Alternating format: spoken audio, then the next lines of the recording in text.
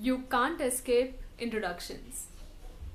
When you go to high school or college, you have to introduce yourself to new friends you meet. When you attend a social function, you have to introduce yourself. When you go to a conference, you have to again introduce yourself to the new people around you. When you go to a party thrown by your friend, you want to see to it that your introduction is great and you leave a perfect first impression on everyone. A poor introduction can zap your self-confidence for the rest of the interaction.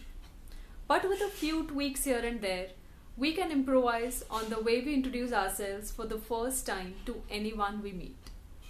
This chapter is divided into two videos. The one that you're watching right now is about how to introduce yourself in informal situations. And the next week's video is going to be about how to introduce yourself in formal situations, in professional environments. A useful video if you are a working professional. So don't miss it next week. At the end of this video, I'm going to share some quick tips with you that are going to help you create a great first impression apart from using the words. I'm going to talk about body language and the way you should present yourself in order to create a great first impression. So without wasting our time, let's get started. The first pointer is to greet the person you're meeting by simply saying, "Hi, I'm Amrita." Saying, "Hi, this is Amrita" or "Hi, myself Amrita" is incorrect. Also, if you're in an informal situation, you don't have to say, "Hello, good morning, my name is Amrita." "Hi, I'm Amrita" is more than enough.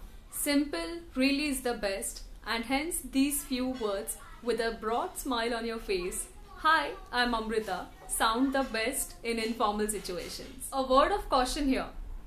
Don't launch into a description of yourself or who you are. Unless you are in a formal environment, do not even talk about your job title or your work experience or where you're working currently. Just talk about what will help the other person to get to know who you are as a person. Now, once you've introduced yourself saying, "Hi, I'm Amrita," you will get a response from the other person. After that, you need to keep the conversation going. So here's a magic tip for you. You can respond by saying, "Nice to meet you, Ravi," or "Great meeting you, Ravi," or "It's a pleasure to meet you, Ravi." Now, in all of these three statements, you must have observed that I took the name of the person, which will make the person feel important and it will make the person feel like he's the center of attention. After all, everyone loves to be the center of attention. It will also help you to recall the person's name at a later stage. So instead of taking just your name during the introductions, you can take the name of the person you're talking to. So, "Hi, I'm Amrita." "Hey, hi, I'm Ravi." "It is nice to meet you, Ravi." Sounds good. So it'll help you to put the focus back on Ravi or the person you're talking to, and also help to release all the initial tension in the conversation. After creating this initial connection with the person you're talking to, it's time to move on with the conversation. You can try out these three things to keep the conversation going. The first one is asking questions. Ask questions that will bring the focus of the conversation to your listener and will make him feel special. It's important to show interest in the entire conversation. You can ask the person about where she is from, or what are her passions, or what does she do on weekends, or maybe what does she love to do in her free time. Show that you are engaged and interested in what she has to say to you. For example, "Where are you from?" "I'm from Mumbai." "Hey, me too. Which part of Mumbai?" So that will keep the conversation going. If the person is not from the same city, you can talk about the weather in their city compared to the weather in your city, and maybe if you like something about their place, you can mention it in the conversation. A minute or two of chit chat on topics like city, weather, traffic, or the venue at which you're meeting can help to unfreeze the initial reservation that you have while talking to a stranger. It can be a great icebreaker. Also, one tip is to ask open-ended questions and not close-ended questions. So when you say something like, "Hey, what's your daily routine like?" is a more open-ended question than asking, what time do you get up every day? Time is quite specific and hence it's a closed-ended question may not keep the conversation going. If you've heard of the famous book, How to Win Friends and Influence People, the author there has clearly mentioned that talk to people about themselves and they listen to you for hours. And this is so true. People love to talk about their own selves and hence you have to show interest in the conversation by talking about your own listener. And therefore, to have an engaging discussion, ask a few questions and share your own opinions and experiences with the listener. Before we move on, just one small request. If you're a new visitor to this channel and if you liked my video until now, do have a look at my other videos too. And if you like them, don't forget to subscribe to my channel and hit the small bell icon to get notifications every week. The second option is to notice something about the person that you're talking to. Maybe noticing something on the spot or noticing something beforehand before you approach the person you want to talk to. For example, if she's wearing a beautiful necklace, you could comment saying, "I love your necklace. Where did you get it from?" If you'd observed him or her at the dance party and you really loved the way they dance, you could simply compliment them by saying, "You're an impressive dancer. I love your moves." Everyone loves being appreciated, and when you appreciate someone, they'll instantly like you. After all, who doesn't like to be complimented or appreciated for something that they've done or for something that they're wearing? You don't just want to give a great introduction. You also want to be remembered by the person you spoke to. And hence, appreciating others goes a long way in people recalling or recollecting something about you in the long run.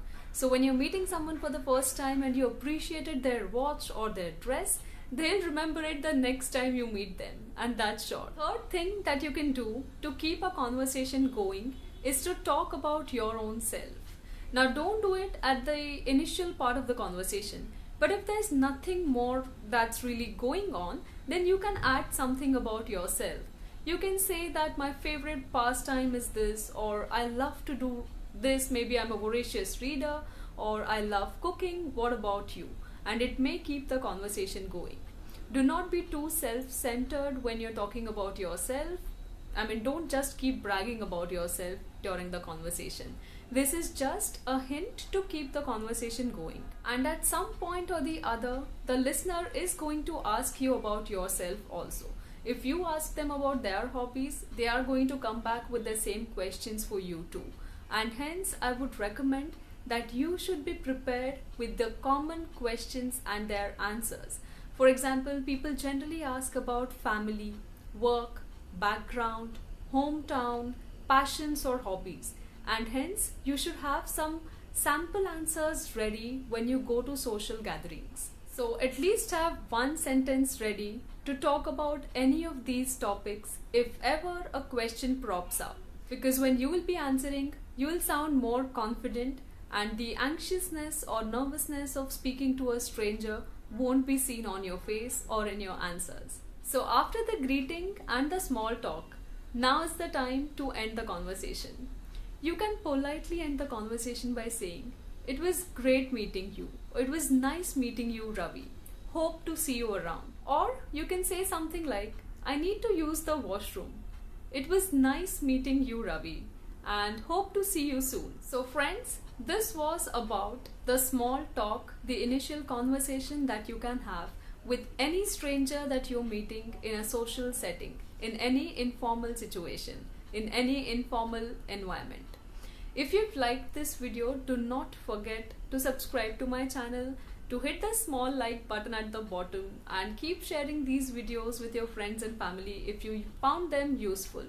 Now coming to the last tip that I had mentioned at the beginning of the video, and that is about body language. It's important to look at the person right in their eyes when you're talking to them, to have a strong and confident body language in terms of standing straight and erect and not sloopy like this, to have a smile on your face throughout the conversation, to be expressive by imitating the other person's facial expressions, to listen and nod in affirmation, to maybe laugh when they crack a joke, even if you didn't find it funny. So these are some of the tips that will help you to overall look confident, not just in terms of the words that you use during introduction, but also your body language and facial expressions. If you want to know more about them, here are some videos that I've attached on which you can click and directly dive into more of body language and facial expression tips. Hope to see you in the next week for how to introduce yourself in formal situations or environment. I hope you enjoyed watching this video. Until I see you next. Bye.